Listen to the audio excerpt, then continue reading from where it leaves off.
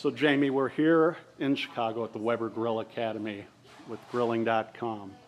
So did you always grow up around outdoor cooking?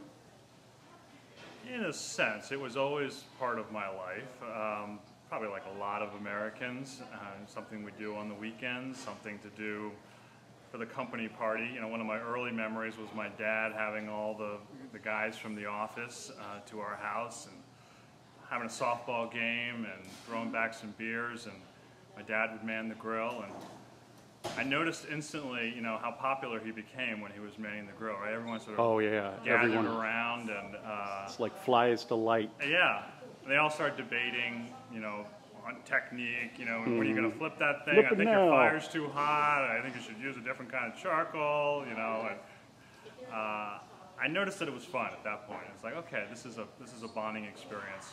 And so it was always part of my, you know, sense of what to do for fun. And when did he actually let you step up to the grill and start flipping your own burgers and making the decisions? Yeah, I guess I was a teenager when I finally got to man the grill myself. And I kept it really casual for a long period of time. I had a whole other career before the grilling world as a school teacher. Oh, okay. And one of my last jobs was actually teaching in Indonesia at an international school in Jakarta. And that's where grilling really kicked in for me, because in Indonesia they grill all kinds of things. That's their history, their culture.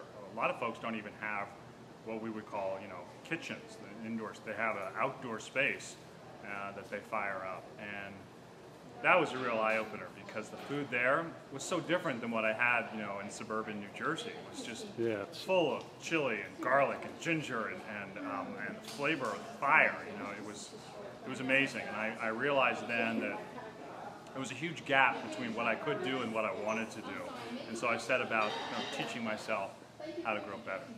And then you set aside the teaching and I set threw aside yourself the teaching. full-time I thought temporarily. I went to professional chef school, Culinary Institute of America in New York. I spent 2 years learning about cooking in general. Actually, not so much about grilling there. I thought there was going to be more, but it was more of an emphasis on sort of classical European cooking, which was fine because I needed that. And I actually apply a lot of those techniques to my grilling today. I think it really elevates my grilling in many respects. But when I graduated, I became the chef of a winery out in Napa Valley, which had a tiny little kitchen with a little 4-burner stove, and sometimes I had to be cooking for 30, 40, 50 people, and the only solution was to get some grills move outside. And move outside.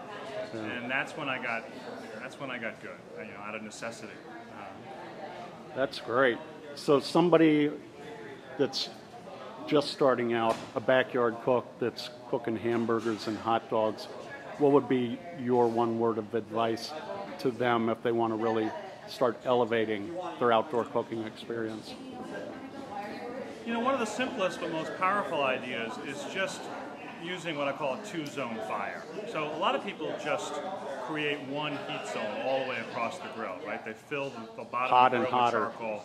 Yeah, and it works occasionally, you know, if you're grilling something really simple. You know, if you're heating up a hot dog or a hamburger, fine.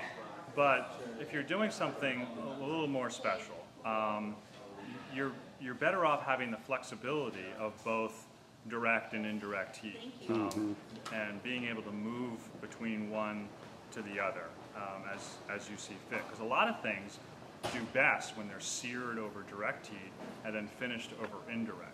Like, for instance, a bone-in, you know, chicken leg. You know, if you try to cook that entirely over direct, you're going to burn the outside of it before the inside is really done. If you brown it over indirect and get it some nice color and some nice flavor, and then finish it over indirect, it's perfect.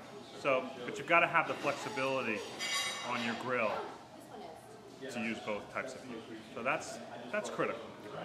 That's perfect. Well, thank you very much for having us out here today, and thank you for all the great knowledge that you continue to share through your cookbooks and the new cookbook, which is called Weber's New Real Grilling.